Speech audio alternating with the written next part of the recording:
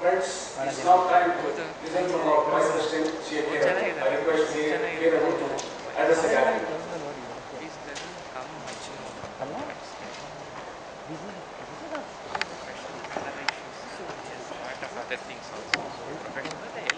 Good morning, friends.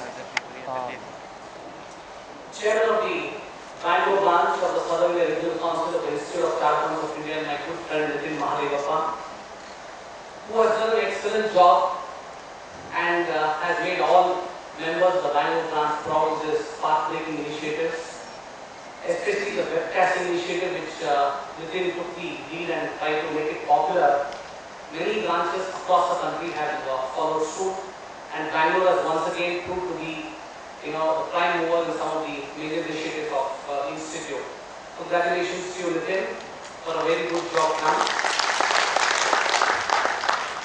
Dedicated and hardworking Vice Chairman, Ravindranath, who is slated to take over the Chairman of the Bangalore branch a few days from now.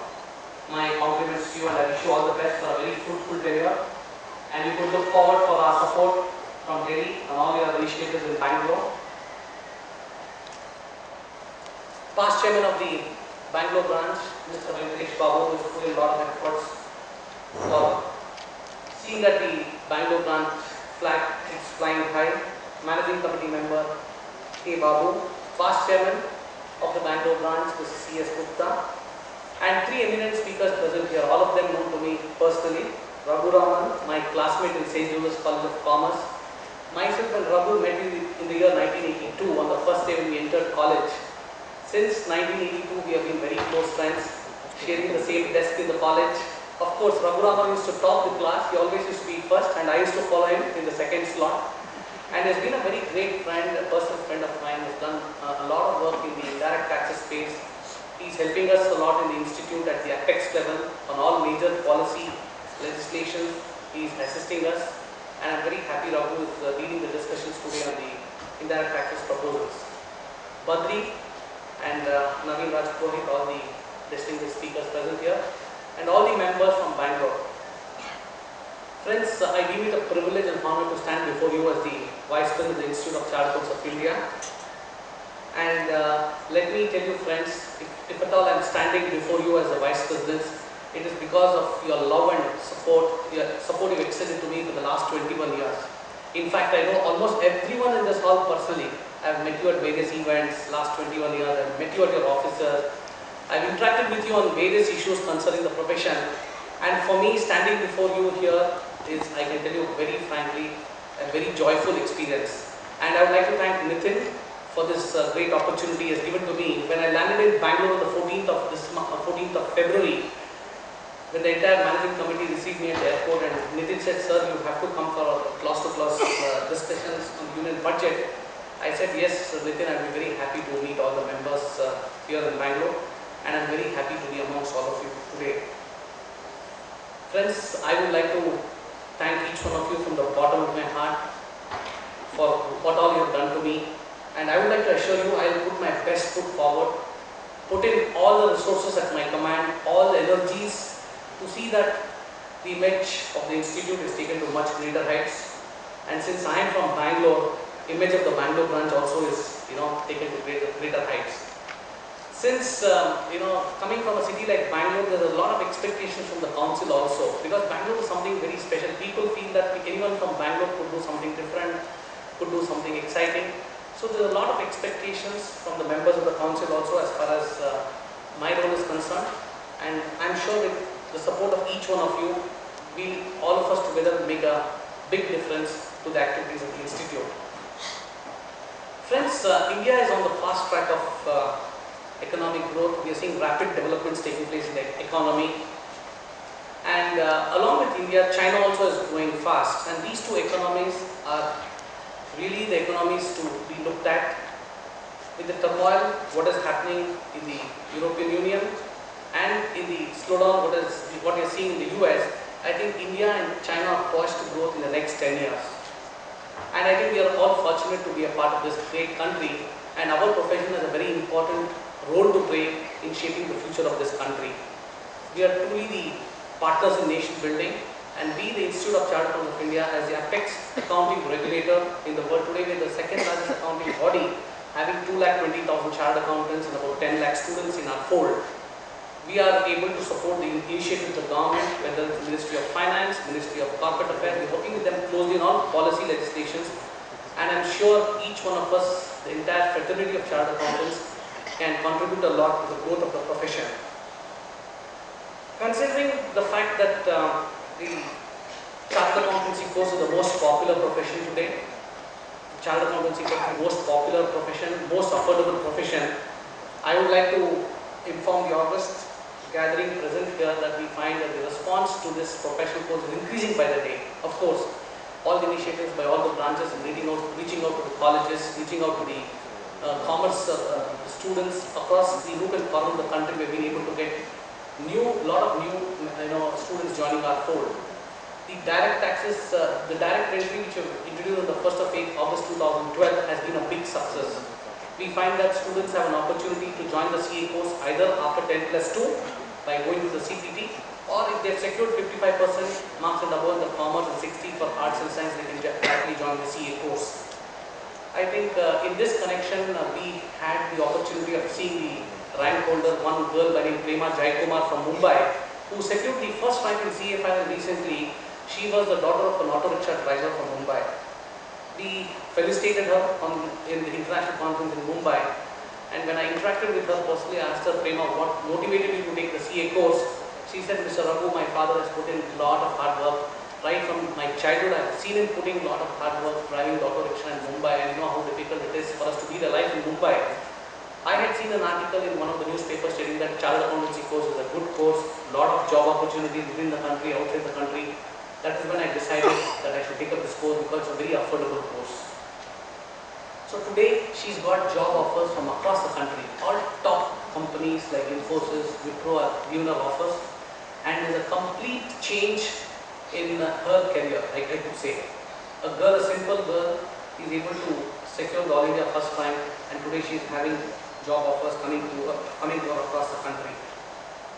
Friends, before I just go to the budgets on the proposals union budget, what is the institute's viewpoint? Some developments which I thought I should share on this occasion is about the International Financial Reporting Standards. I think members are aware that the Accounting Standard Boards had completely come out with the new International Financial Reporting Standard, we call it IND-AS in India. The Accounting Standard Board went through a robust standard setting process.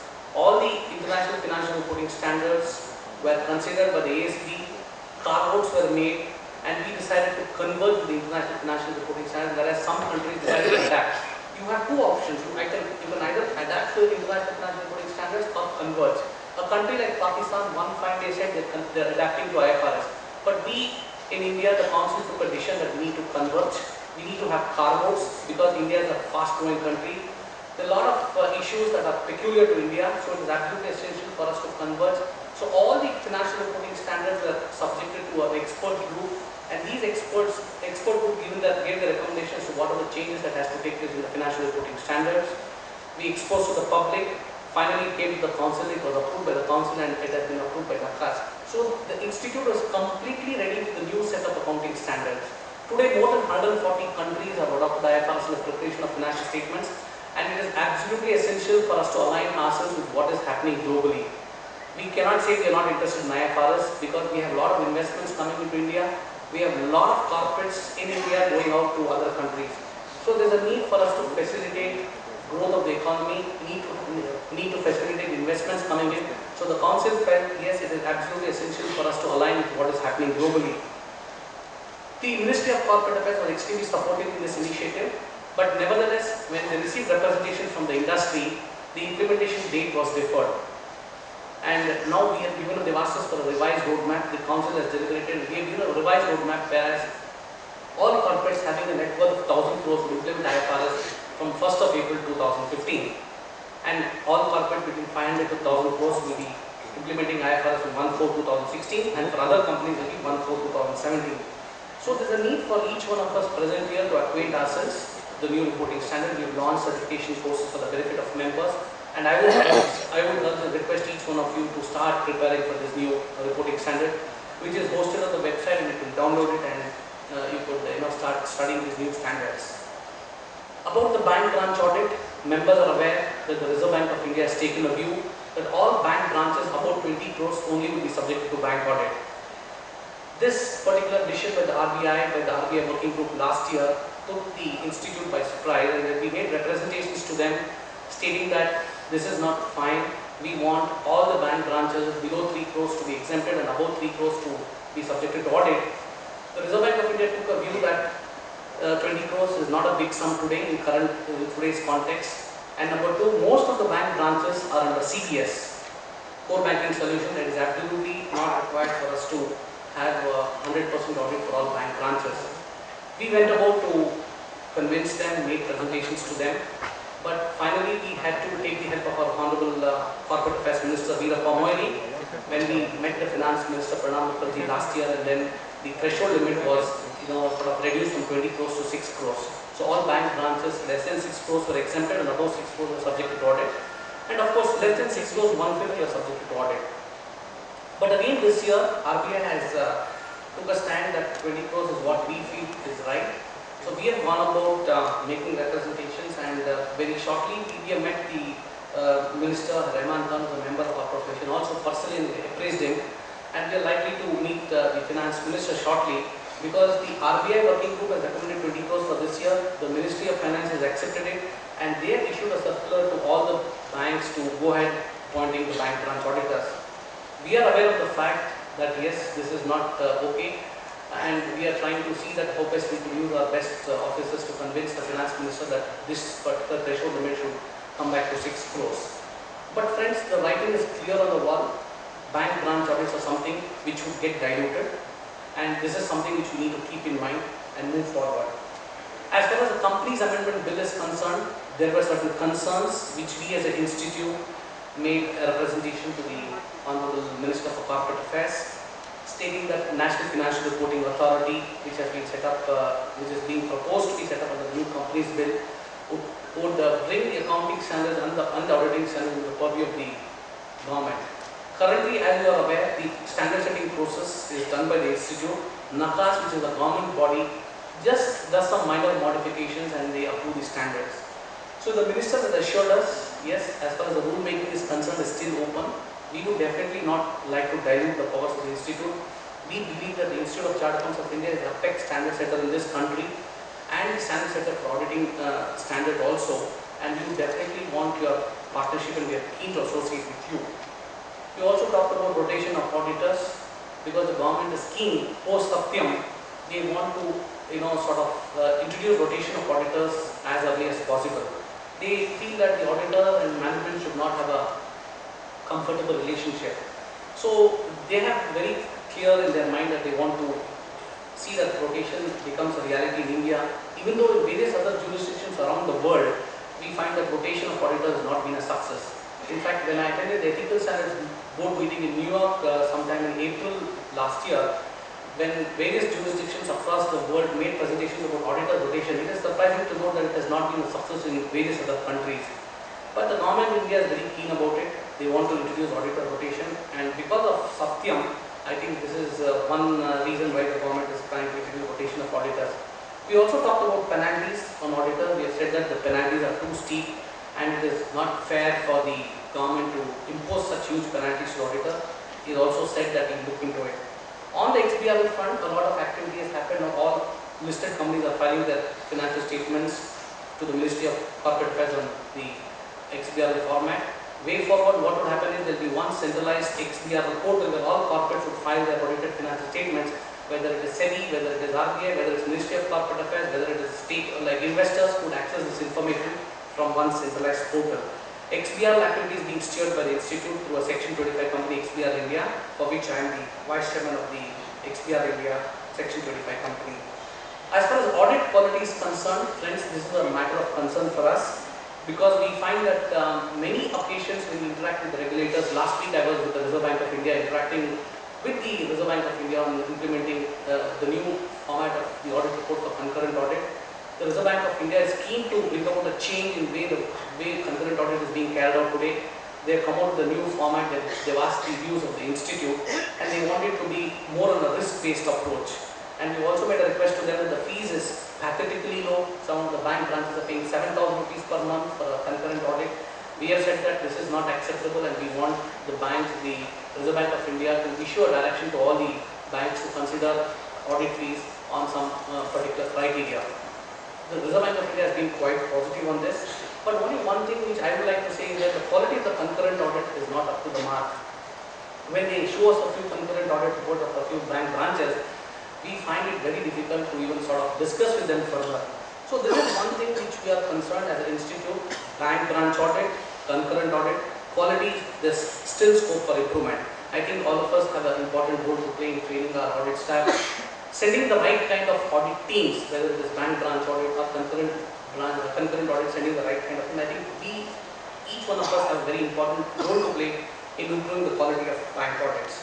So also tax audits. Tax audits also, the CBDT is concerned about the quality of tax audits. They have come to us and informed us that the quality of tax audit is not up to the mark. I think members are aware the council has come up with guidelines that you can't sign more than 45 tax audit reports. But when we obtain the data from CBDT, we find that many chartered accountants have signed more than 45 tax audit reports.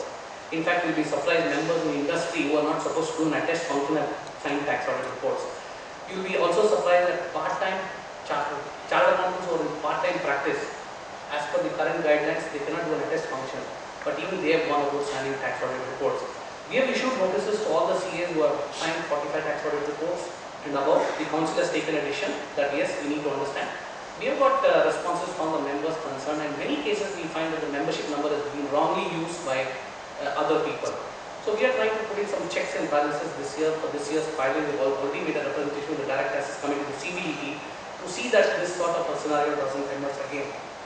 As far as the discipline is concerned, friends, we have a very robust disciplinary mechanism that has been evolved over the last 63 years, and the discipline committee is meeting very regularly. We're trying to put all the cases on the file. Because post Satyam, what happened was, there was a need for us to clear the cases as quickly as possible, and to tackle Satyam, we had to set up a new separate bench to handle these discipline proceedings in Satyam, and I'm very happy to inform you that the discipline committee has completed the proceedings as far as Satyam is concerned, and the entire report is being finalized before the council. Recently, after I took charge, we have met 4 times in Bombay, Delhi, Calcutta and Chennai for discipline committee, and in April we are meeting about 6 days continuously for the discipline matters. We want to try to complete the case as quickly as possible. Coming to the ethical issues, I just talked about 45 tax audits and above. Members are signing, going against the council guidelines. Members taking up audit assignments without informing the previous auditor, that is another area of concern for us. This is again outside the code of conduct. The institute is taking stern action against chartered accountants who are not taking approval from, no objection from the previous auditor. So I would request all of you to keep in mind, and I'm sure way forward we try to bring about some more awareness amongst the members, because many members are not even aware of these limits. Coming to SEBI, we have got a very pleasant relationship. SEBI is utilizing the services of the Institute of Chartered Accountants of India. All qualified audit reports will be reviewed by SEBI from now on. In case you are the auditor of a listed company and there are some audit qualifications, SEBI has set up a committee known as Qualified Audit Report Review Committee, wherein we have representatives from the institute. Each and every report will be reviewed by SEBI in this committee, and if they find that the auditor has not done his job properly, they will take a refer it to the disciplinary committee. As far as the initiative is concerned, for the current year, friends, since the President Subodh Kumar Agarwal has drawn out an action plan on the basis of feedback we received across the country, the action plan has been posted on the website, and we would like to align ourselves with the action plan of the President. But yes, as the Vice President of the Institute, I need to steer some initiatives which I feel are extremely important, and my President has given me a free hand. He has told me, since we entered the council together, he is a good friend of mine, he knows my commitment, and he said, Rahul, please go ahead and steer some of the initiatives. One initiative which I thought I should steer this is creating a knowledge hub for ICAI. A knowledge hub would be a hub wherein all resources that would be required by the members and students would be available on one particular platform.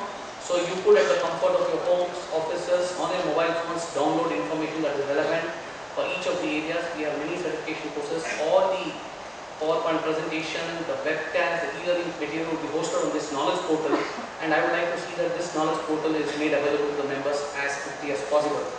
As far as the students is concerned, I have set up an ambitious target to set up 100 reading rooms across the country. In fact, Bangalore, we do have a reading hall, but it is not sufficient. So we have decided that to facilitate students who do not have facility to sit and study at home can come to the institute. So we have set up a target of having 100 reading rooms in the next 2 years, and we are seeking the support of each of the 135 branches and 22 foreign chapters to provide this reading room facility, for which we will be providing them with the capital budget and the revenue budget to make this reading halls. And as far as e-learning is concerned, as Nitin said, e-learning has been a big success among the students, and we plan to sort of extend it. Friends, as far as the budget is concerned, on the 28th of February, we had a live budget session where we had invited top experts across the country to Delhi, wherein after viewing the budget live, we were able to give our views of the institute. Then in addition to this, we had a webcast evening at about 7:30. I think the Finance Minister, Mr. Chidambaram, has focused on very many new areas. He has given a focus on the healthcare, education and rural development. He's also talked about earmarking funds for women, protection of women, developing skill sets for the youth and also for the poor. Banking sector has been given a fillip this year by the Honorable Finance Minister Chidambaram. He's talked about additional capital infusion to align with the Basel norms, cooperative banks to come under core banking solution. He also said that all public sector banks would have ATMs, every branch would have an ATM, and also plans to set up the first women's bank. He is also given a fillip to the insurance sector, stating that all insurance companies will be permitted to open branches in Tier 2 cities without the permission of IRDA. He has talked about LIC having offices in all locations having a population of more than 10,000 members to citizens, and he has also given the permission for banks to act as insurance brokers. I think the expectations of the community were not met as far as the direct tax proposals were concerned. The Finance Minister did not tinker the basic exemption limit, he left it untouched. So also the tax slabs were not touched by the Honorable Finance Minister, except for giving a small rebate of 2,000 rupees for individuals having total income up to 5 lakhs. One big change this year is introducing surcharge at 10% on all individuals, HUFs, having taxable income of excess of 1 crore, and also increasing the surcharge for corporates from 5% to 10% where the income exceeds 10 crores, and 2% to 5% in case of foreign companies with total income exceeds 10 crores. As far as the deduction is concerned under the 80EE regarding the housing loans, the institute has made a representation. We are giving a post-budget memorandum. We are not collecting all the suggestions from the members concerned. The scheme talks about housing loan should be 25 lakhs and below. That is one of the criteria. It should be sanctioned between 1/4/2013 to 31/3/2014, and it is allowed only for acquisition of properties and not for construction. And the SSE should not own any residential property. These are some of the things, and the new house should be less than 40 lakhs. The institute has said that this particular deduction of 1 lakh should be given across the board. There should not be any sort of limitations as to whether the loan is sanctioned between this period, whether it is taken for construction. We have suggested that there should be a vanilla deduction in addition to 1.5 lakh, another 1 lakh should be given.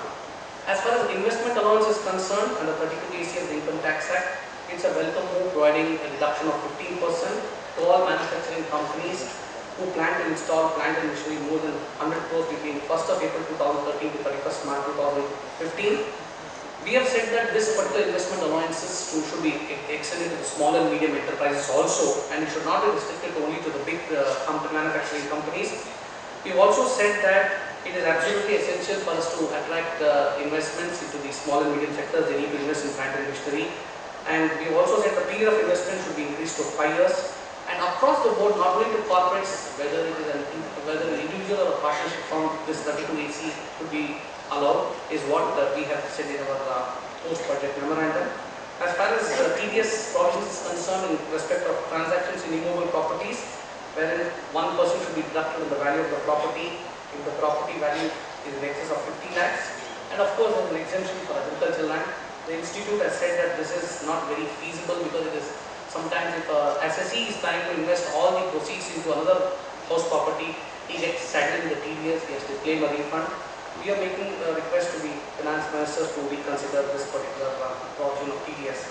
As far as the GST is concerned, the Finance Minister is keen to usher in the GST regime, and he has allocated a sum of rupees 9,000 crores for CST compensation to the states. The institute has worked with the Ministry of Finance very closely on the GST model, and I'm sure it's a question of time. I'm sure the empowered group of finance ministers will take a decision to implement GST, and once the consensus is arrived, the finance minister has promised to move the constitution amendment bill and also the GST bill in this ensuing monsoon session of the parliament. So a lot of activity will take place in the professional front, because we as an institute see a huge professional opportunity for all of us once GST comes into the picture. We at the institute are completely prepared for the GST era. We have supported the ministry in this particular endeavor. As far as the direct taxes code bill is concerned, it has been being discussed in many budgets, but the FM has assured that all the recommendations of the standing committee will be considered, and in the current session of the budget, the direct tax code bill will be introduced. So direct tax code, companies bill, GST would mean a lot of action on the for all of us. We need to literally relearn all the new legislations, and I am sure all the members will be prepared for this challenge. Service tax, Raghuraman is here. It's not my area, but yes, the voluntary compliance encouragement scheme to encourage voluntary compliance is a welcome move, because many people, SSEs who are liable for service tax are not very sure whether they should register. Some of them have registered, not filed their returns, not paid their taxes. Giving them an amnesty from October 2007 to December 2008 is a good idea, and I see more and more SSEs getting into this particular scheme. As far as GAR provisions is concerned, to be made effective from 2016-17, again is a welcome move by the government. So friends, these are some of the suggestions what we have from the institute. I would be very happy if Mr. Nitin can take the views of this August House. In case you still have some suggestions from the leading experts here, please send it to us, because the next couple of days we'll be finalizing the memorandum, the post-budget memorandum, which we would like to present it to the finance ministry. With these few words, friends, I would only like to tell each one of you present here that please give me your suggestions. I'll be very happy to receive your suggestions. As a representative of the institute, as a vice president of the institute, we would like to work on the mandate, on the suggestions given by the members. Please feel free to write me. You know me personally, you can even call me up. You can send me an email. I'll be very happy to include it in my wish list, so that I'll be able to steer this initiative, your suggestions in the next 2 years. That is number one. Number two, you could always feel free to reach to the local branch, talk to them, and we'll be very happy to steer any initiatives at the national level.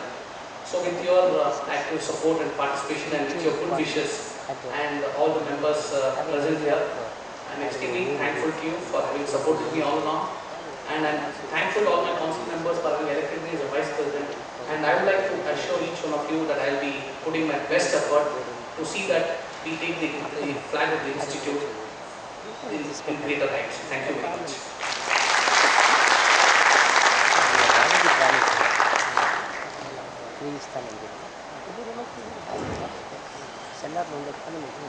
Thank you, sir, for taking us through the initiatives of the ICI as the Vice President of the ICI. We always will have better information when President and Vice President comes to us and gives what's happening at the institute. We'll have the first-hand knowledge of what's happening there. I, on behalf of the Bangalore branch, particularly thank the CA Kera Group for having accepted our invite to come and address the gathering and inaugurate this program. I request CA Nitin Madhyappa, Chairman of the Bangalore branch, to present a memento as a token of love and affection to CA Kera Group, Vice President of ICI.